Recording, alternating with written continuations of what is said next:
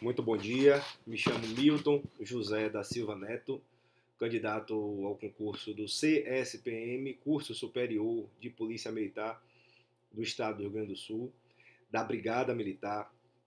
Quero externar toda a minha deferência à banca avaliadora que me examina. É uma felicidade estar sendo avaliado, estar sendo arguido por pessoas de tamanha envergadura no ramo do direito ao qual se debruçam. E também quero externar minha felicidade em estar participando de uma seleção de um cargo de gestão da Brigada Militar do Estado do Rio Grande do Sul.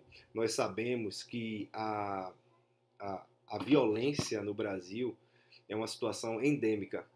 E um Estado que consegue fazer o controle dessa violência está cumprindo o seu dever constitucional de preservação da ordem pública, de manutenção da incolumidade física dos cidadãos, de manutenção dos direitos individuais do cidadão, inclusive o direito de ir e vir e deslocar-se dentro do território nacional. E o Estado do Rio Grande do Sul tem conseguido, com excelência, desempenhar esse papel de manutenção, de controle da violência. Isso é louvável e para que isso continue acontecendo, é necessário o rigor nas avaliações de ingresso nessa instituição e estou muito feliz, muito satisfeito em estar aqui sendo candidato nesse concurso. O tema ao qual foi sorteado para mim foi o tema ato administrativo, um tema muito importante para a compreensão da administração pública como um todo, para a compreensão da maneira como a administração pública ela exterioriza as suas vontades e como ela age na busca do interesse público. Porque sabemos que o objetivo maior, o objetivo principal da administração pública é o alcance do interesse da coletividade, é o alcance do interesse público. Então, vamos partir da conceituação. O ato administrativo nada mais é que a manifestação unilateral da vontade da administração pública. Então, desse conceito já podemos extrair algumas palavras-chave aqui, a exemplo unilateral, essa unilateralidade. A administração pública ela possui algumas prerrogativas frente ao particular. Nós sabemos que o interesse da coletividade é um interesse que tem preferência frente ao interesse do particular.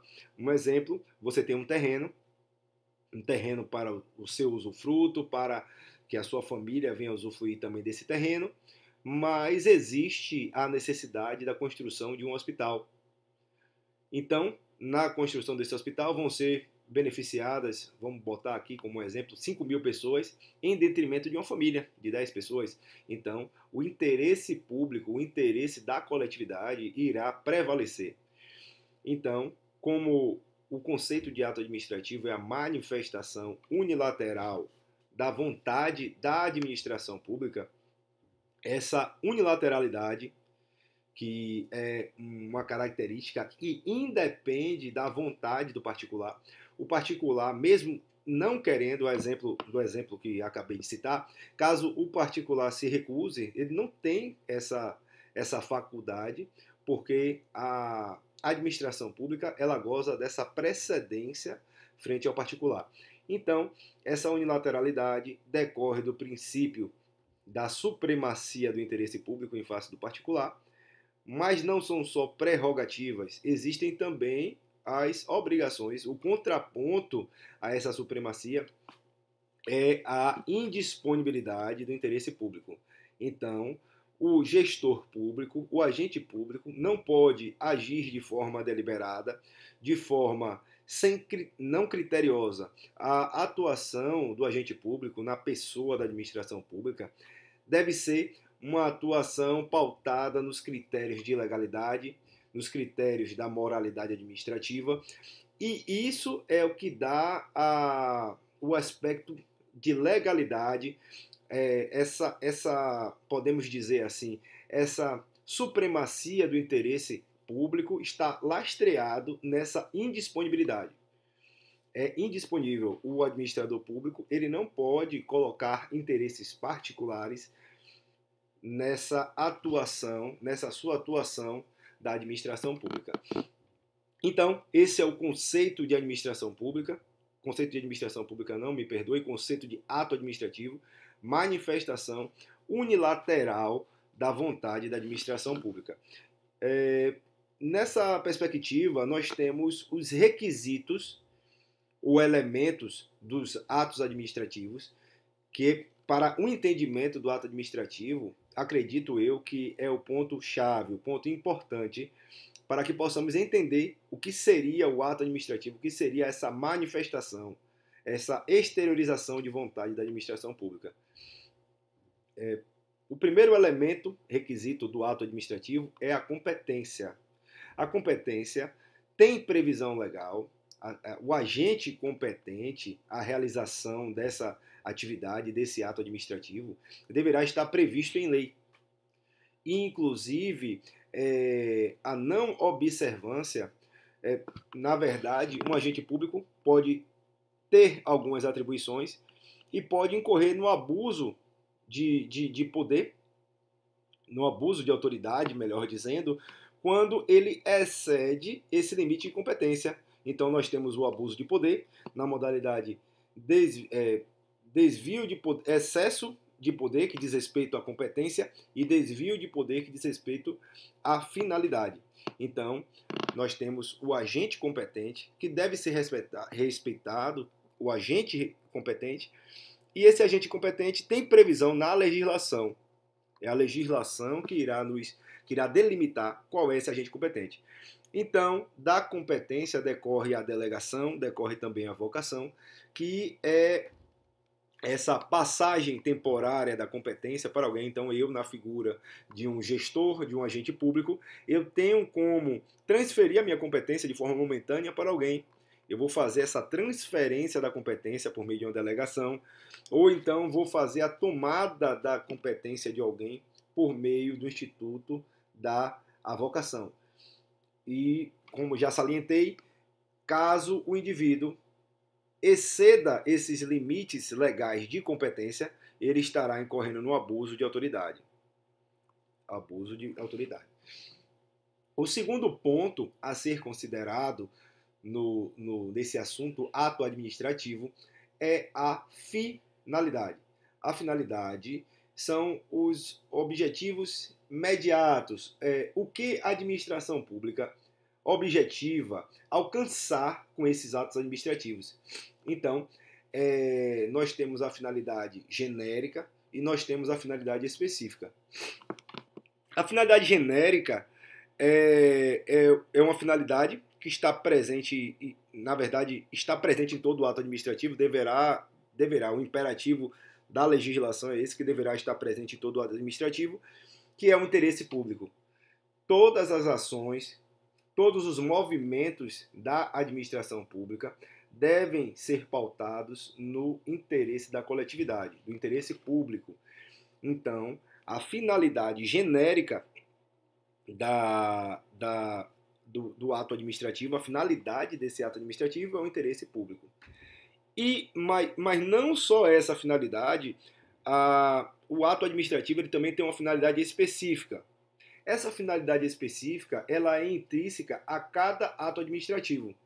Cada ato administrativo ele tem uma finalidade específica. Essa finalidade específica é, em regra, vinculada. A regra é que a finalidade específica ela é personalizada. Cada ato administrativo tem uma finalidade específica, tem um objetivo específico. Então, a finalidade específica ela é vinculada, e essa vinculação da atividade específica tem uma única exceção, que no caso é a predestinação lícita. No objeto da desapropriação, quando você, no interesse público, faz uma desapropriação, pode existir ali um motivo, um interesse, um motivo. A exemplo, a construção de um hospital. Me perdoem, Porém, no curso da ação administrativa, no trato ali da administração pública, pode ser percebido que seria melhor a construção de uma maternidade, melhor dizendo, ou então de uma escola. Então, o motivo foi mudado, porém, o interesse público foi mantido. Então, fugiu a regra da finalidade específica, que a finalidade específica é vinculada. A exceção dessa finalidade específica, no caso, é a predestinação lícita, que é a mudança desse objeto aí no curso da faculdade da administração. Então, nós temos a competência, a finalidade e a forma. A forma é a maneira de exteriorização desse ato administrativo. Esse ato administrativo, cada ato administrativo, tem uma forma de exteriorização e essa forma de exteriorização geralmente tem previsão legal. A lei vai delimitar qual é a forma que esse ato deverá ser exteriorizado. Dentro dessa forma existe a motivação. A motivação, em regra, todos os atos administrativos devem ser motivados. Em regra, os atos administrativos devem ser motivados. Só que existem alguns atos administrativos que fogem essa regra. Alguns atos administrativos que dispensam essa motivação, que é a exteriorização dos motivos que ensejaram a criação desse ato administrativo. Motivação é diferente de motivo. Motivos são os pressupostos de fato e de direito que ensejam um ato administrativo. Então, o motivo é algo dissociado do ato administrativo. Já a motivação é algo intrínseco ao ato administrativo. Então, essa motivação, todos os atos administrativos devem ter a motivação. E nos atos que dispensem essa motivação, que é a exceção, caso você motive, você estará preso a esses motivos, sob a penalidade de tornar esse ato ilegal. Essa teoria é a teoria dos motivos determinantes. Mesmo nos atos onde não seja necessário fazer a motivação, caso você motive, você estará preso a esses motivos. Então nós temos a competência, a finalidade, a forma. O motivo, como já falei, são os pressupostos de fato e pressupostos de direito que ensejam esse ato administrativo, são a mola propulsora desse ato administrativo. E o objeto do ato administrativo é o conteúdo, é o cerne desse ato administrativo. É o conteúdo, é o teor desse ato administrativo. Então, falamos dos elementos requisitos do ato administrativo, competência prevista em lei e desdobra-se no Instituto da Delegação e Avocação. Nós trouxemos também a finalidade específica, finalidade genérica. A finalidade genérica é o interesse público, a finalidade específica ela é personalizada a cada ato administrativo. Cada ato administrativo vai ter uma finalidade específica. A forma é prevista em lei. A legislação deve prever qual é a forma de exteriorização desse ato administrativo. Motivos são os pressupostos de fato e de direito que ensejaram, é a mola propulsora desse ato administrativo. E o objeto é o conteúdo, é o cerne desse ato administrativo. No outro giro, nós temos os atributos do ato administrativo, tema muito importante assim para a compreensão dessa temática. Atributos do ato administrativo, nós temos a presunção de legitimidade e veracidade. Essa presunção não é absoluta, é uma presunção iuris tantum, relativa. Então, os atos da administração pública presumem-se verdadeiros, porque a administração pública ela tem fé pública, e se a administração pública só age em virtude de lei, por conseguinte, a atuação da administração pública é pautada na legislação, em regra. Então, e não cabe à administração pública demonstrar que ela está em consonância com a legalidade. Agentes externos é quem deve provar suscitar essa ilegalidade da administração pública são os administrados, mas não a administração pública, porque os atos da administração pública nascem legítimos, nascem legais. Então, presunção de legalidade, veracidade, presunção de legitimidade, melhor dizendo, veracidade, autoexecutoriedade. Autoexecutoriedade, a administração pública, ela não precisa do judiciário para agir, ela tem essa autonomia, ela tem essa possibilidade de iniciativa, os atos dela são autoexecutáveis, executoriedade, autoexecutoriedade, e essa autoexecutoriedade subdivide-se em exigibilidade e executoriedade. Exigibilidade são o uso dos meios indiretos de coação, os meios indiretos para fazer o administrado agir como a administração pública quer, a exemplo, a multa. E nós temos, me perdoem, a exigibilidade, que é o uso dos meios diretos de coação. Exigibilidade. Então, a exemplo, vamos dizer assim, a cassação de uma licença. Então, nós temos a presunção de legitimidade e veracidade, autoexecutoriedade, tipicidade, que toda atuação da administração pública é pautada na legalidade. Se a atuação da administração pública é pautada na legalidade, os atos administrativos devem ser tipificados, devem ser escritos em lei. E o último atributo do ato administrativo é imperatividade ou poder extroverso, que é o poder, a possibilidade de obrigar o administrado, compelir o administrado a cumprir a vontade da administração pública. Esses são os atributos do ato administrativo. Vamos para o último ponto, que são as espécies dos atos administrativos. Nós temos os atos negociais, nós temos os atos normativos, ordinatórios, negociais, enunciativos e punitivos. Vou fazer uma rápida definição aqui dessas espécies, desses atos administrativos. Os atos normativos, eles geram obrigações a uma parcela indeterminada da sociedade, a um número indeterminado de pessoas, eles geram obrigações a um número indeterminado de pessoas. E esse poder normativo,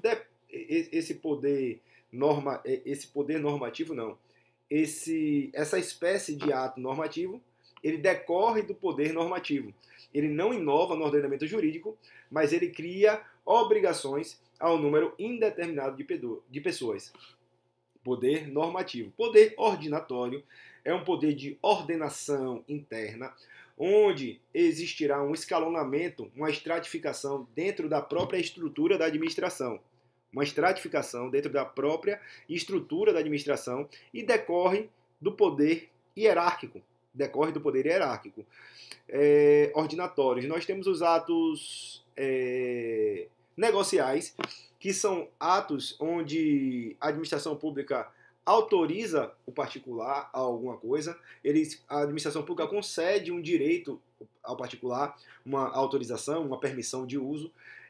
Esses são os atos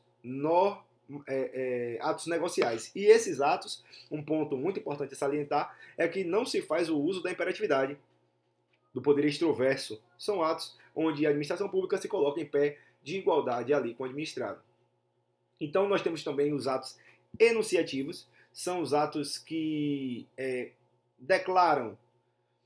Os atos enunciativos são os atos que atestam, que declaram algo. A administração pública declarando algo, a administração pública atestando algo. A exemplo, uma declaração, um atestado, um parecer. Então, essa é a definição de ato enunciativo. E os atos punitivos são atos administrativos que são gerados a partir de uma falta administrativa. Falta administrativa esta por parte de um particular ou essa falta administrativa por parte de um agente público. Então, diante de uma falta administrativa, surge aí essa espécie do ato punitivo. Então, fazendo uma breve recapitulação, trabalhamos o conceito de ato administrativo, que é a manifestação unilateral da vontade da administração pública. Trouxemos os elementos requisitos do ato administrativo, competência, finalidade, forma, motivo e objeto. Depois disso, falamos dos atributos do ato administrativo, presunção de legitimidade, veracidade, autoexecutoriedade, tipicidade e imperatividade, poder extroverso. E também trouxemos aqui as espécies dos atos administrativos. Atos normativos, atos ordinatórios, atos negociais. Nós temos os atos enunciativos e os atos punitivos. E aqui eu encerro a minha participação nessa arguição, ratifico a minha felicidade em estar sendo arguido por pessoas de tamanha envergadura no direito e participar da seleção de um cargo de tamanha importância para a segurança do Estado do Rio Grande do Sul. Tenham um excelente dia.